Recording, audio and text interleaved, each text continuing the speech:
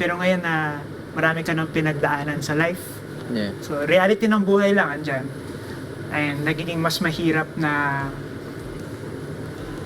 kumanta about hope. Mm-hmm. So, ngayon, nafo-force ka na i-revisit yung ibig sabihin ng hope sa'yo personally. Yeah. So, nandyan lang ba siya kapag okay ka or meron kang nakikitang future? Pero paano kung like, trapped ka in a situation na ang hirap talaga? Ibig sabihin mo na wala na yung hope. So,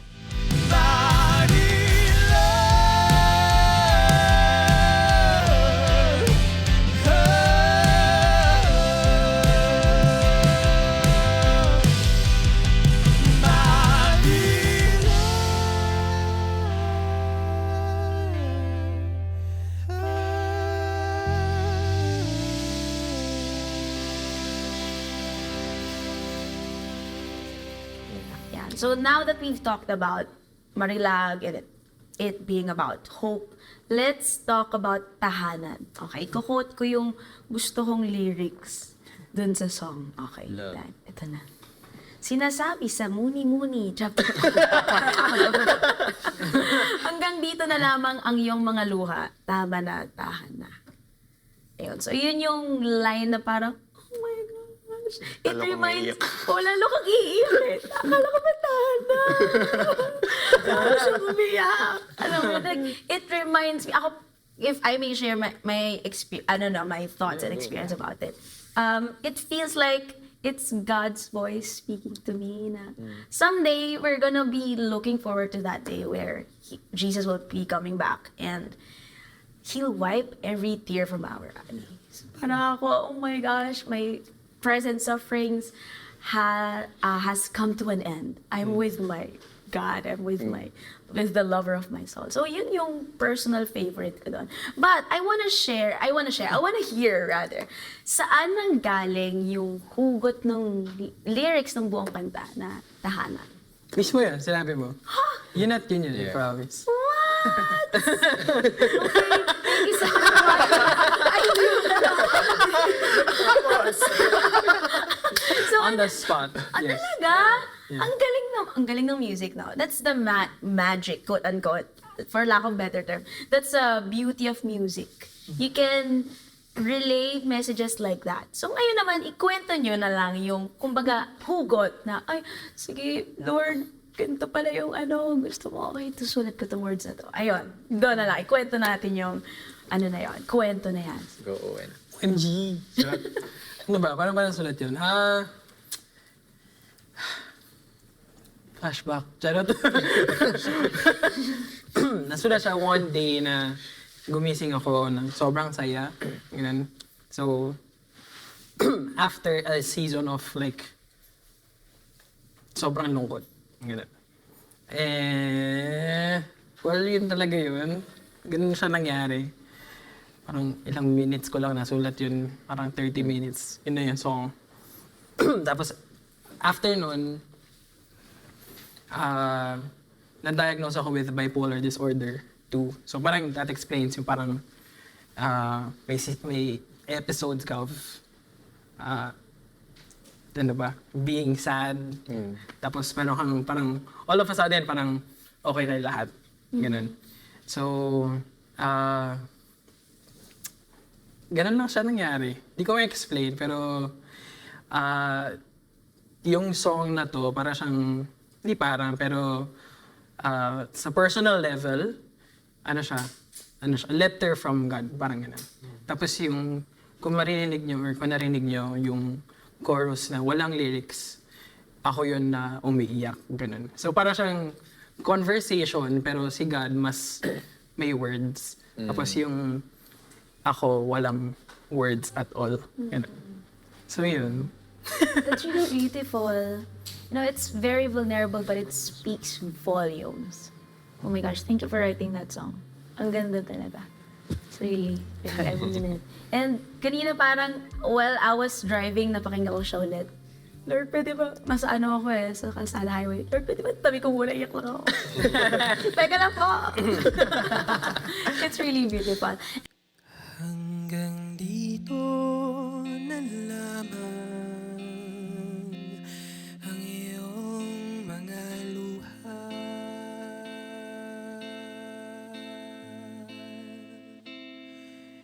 Tama na,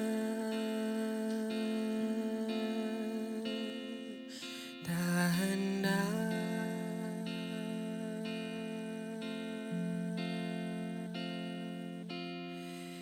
Hilumin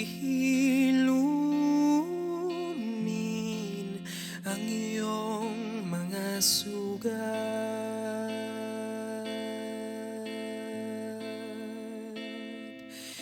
Bighati,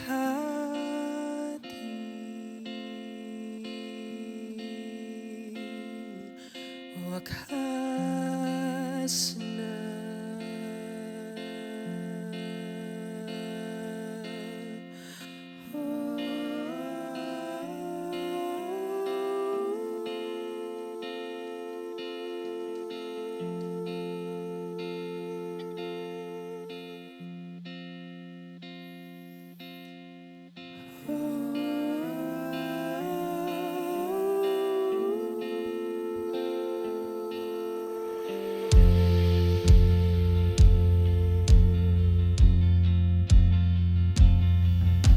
Mga himig na inilan sa'yo,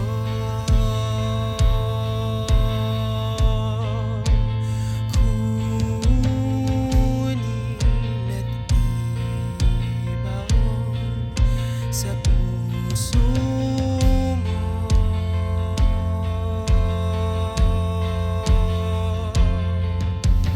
Bagong araw ay paparating.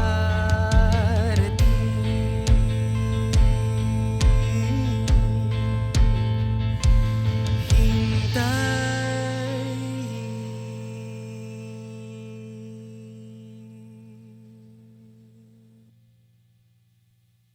ang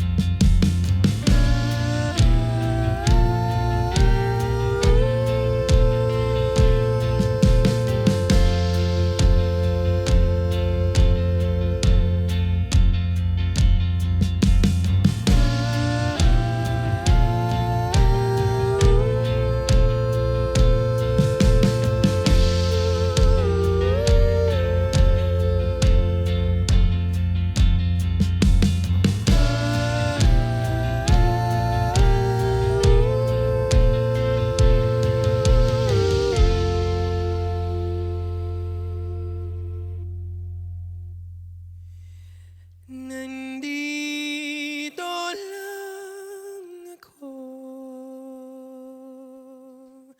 umaakay sa'yo. Nandito lang ako, naghihintay sa'yo. Nandito lang ako,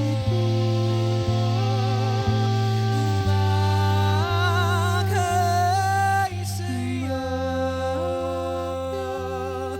Nandito lang ako, naghihintay sa'yo.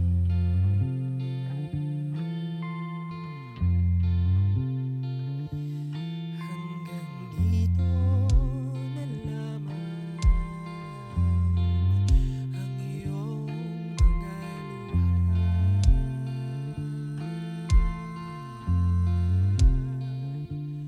Tahan na.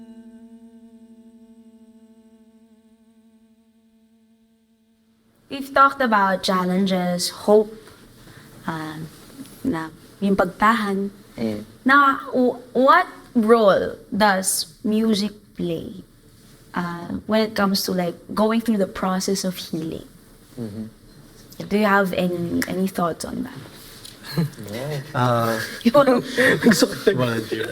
I think for musicians, or at least for me specifically, it's like, parang nagsusulat sa diary mo of your thoughts na yung mga worries mo or problems, you just write it down. And in the same way, yung mga hindi mo naman masulat, tinutugtog mo. Like, if gusto mo sumigaw, you play it in a certain way. So, yeah, for me, it's like writing down my thoughts on a diary, but in a music format, I guess. So, In a poetic way. And Pwede, yeah. lyrical way or musical melodic way. way. Yeah. Siguro dagdagan ko yung sinabi niya kasi medyo similar yung naisip ko na parang meron kasi tayong mga nafe-feel na parang minsan di mo siya ma-express through words or parang kahit nga actions eh. So, yung for me, parang nakatulong yung parang sulat ako. Tas, kunwari, may hindi ako masabi or hindi ko magawa. Parang sinusulat ko na lang siya tapos actually dun din nag-start yung yung basta yung isang song na parang sulat ko na lang. Hanggang dito lang muna yung napipili ko parang gano'n. What you guys? Ako, siguro, since healing yung pinag-uusapan, parang, for me, hindi siya parang magic pill na when you take it, okay na lahat. Like, as a consumer of music din, diba? And, as a consumer and as a creator, hindi siya something that solves all my problems. Pero, it helps me process things. So, if I hear music from other people, parang re-recenter yung utak ko or may mga nare-realize ako along the way. And at least kung hindi man ma-solve yung problem na pinagdadaanan ko, nagpo-progress ako. Kasi may nakita ko, may nare-realize akong bago. And as someone who writes music, ganun din. Journal. It's like a journal. And pag tinitingnan ko yung mga kanta na sinulat namin, nakikita ko yung journey. And it helps be reminded of kung paano ka napunta, kung nasaan ka ngayon.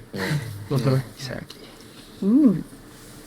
Minsan din parang pag consumer ka naman, parang minsan hindi mo rin ma-identify na feel mo. Tapos kunwari may song ka narinig, parang ito ata yun. Parang, so parang mas naintindihan mo rin ano yung na-feel mo. At alam mo paano gagalaw, di ba? Yes. That's true. Parang kumbaga, someone else articulates what you feel. Yeah. Ano na kasi pag you're filled with emotions, parang wait, how do I point this out? How do I identify what I'm feeling? And I agree with that. You guys, I think you would like to add something, Owen? Actually, yun din yung sagot ko eh. Yung it helps me process things Yes. when I write. Kasi sometimes, ang hirap niya lang isipin. Parang kailangan mo siyang i-word out. Ganun. Or ilagay as a musical phrase. Parang ganun. So kahit yung simple lang na paglaro sa, kunyari, sa keyboard, or sa flute or something. Simple lang ng pag-express ng how you feel right now. It really helps you process it. So kahit hindi siya like lyrics na sinulat, parang may sense of napaprocess ko yung nafe-feel ko dahil sa ginagawa ko. Ganun. Thanks. Lolo. Ayan. I think nag-agree ka. Sinabi na ng lahat. For sure.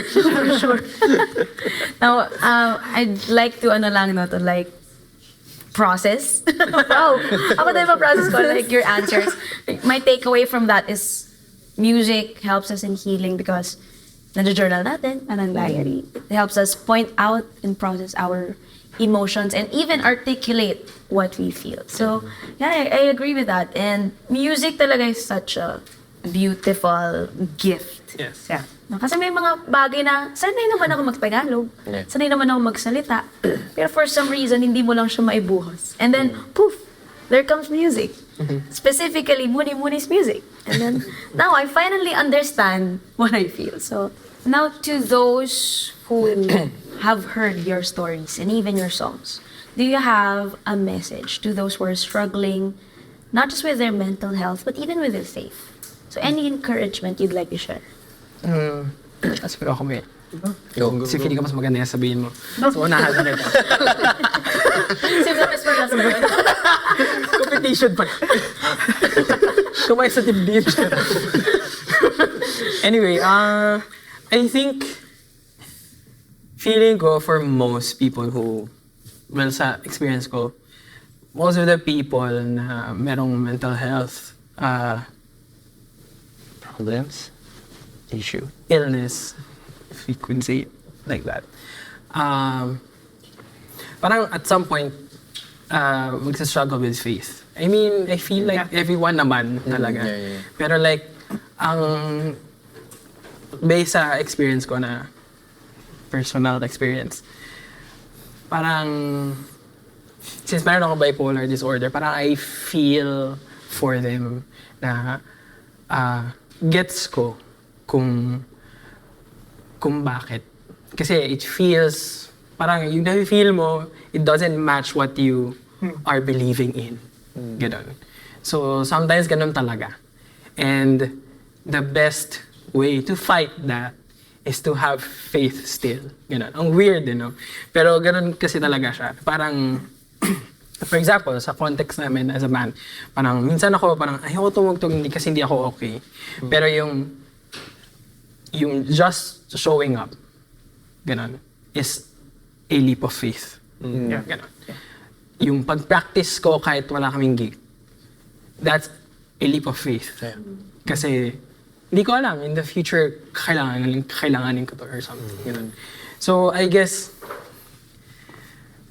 kumapit lang kayo sa faith because it's true. Ganun. Na-experience ko siya na parang may pagdadaanan talaga or may season or may episodes na feeling mo talaga wala si God sa buhay mo or parang hindi ka pinapansin ni God. Pero after mo pagdaanan yun, parang pag pinalikan mo siya na parang, nandun ka. Ganun. Parang never ka nawala. It's just how I feel doon time na yun. And hindi mo kailangan sisihin yung sarili mo. Kasi it's just the way it is. Ganun.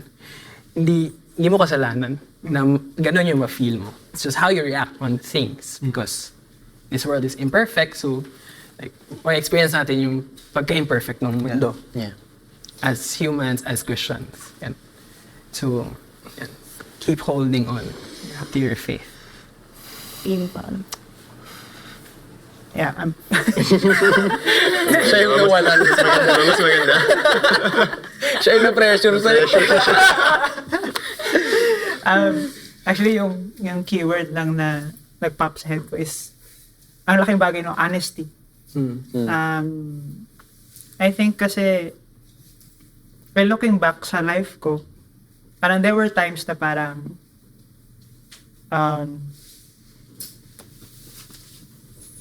super okay ako talking about faith. Because I was having like a good part of this life. I was going through a good part of my life. Pero when you're going through a difficult part of your life, it gets difficult. So I had to acknowledge that. And to be able to acknowledge na nagsustruggle ako with my faith and to be able to lay that out before God, and yung hindi ka nagpipigil kung anong gusto mong sabihin kay God, kahit na wala kang maisip na any positive thing at the moment. Yung naging honest ka before God.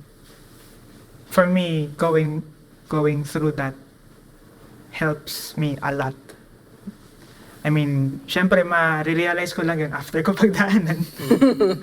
Pero parang yung trap is to blame yourself and to think so bad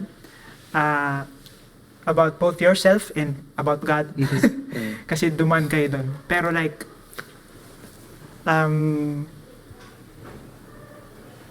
wrestling with God is a thing that's part of our relationship Yeah. with God. So like, pwede ako pretend na everything's okay before God, but He still knows. Yeah. Yeah. He still knows that I'm not okay. And kung meron man siyang gusto at that situation, I think He'd like to hear from me. And He'd like me to be honest with Him. Yes. So, like, hindi naman kailangan ma-resolve lahat bago ka lumapit kay God or to say, like, your faith may be shaky now, and I have to acknowledge that na shaky yung faith ko. That doesn't mean that I'm not like in a relationship with God. And I know I'm trying. And I think God also knows when we try, Yeah. even when it's difficult. So it really helps na knowing na being assured na I can be honest before God. And honest about kung ano yung estado ng faith ko. Ay, yun lang yung gusto ko sabihin. Honesty. That's beautiful. Thank you. Thank you. Would you like to add anything? Encouragement? Jolo? Go. Josh? Go. Parang masabi na ni Ansh yung gusto ko din sabihin. Encourage nga ako dun eh. Thanks, Ansha. Yeah. Is that it? Yeah. Yeah. Thank you guys so much. Thank you, Ang ganda thank nun. Thank Sobrang you din. ganda nun. Thank you. Yay. Thank you. All good? Thank you. Thank you guys so much. Thank you.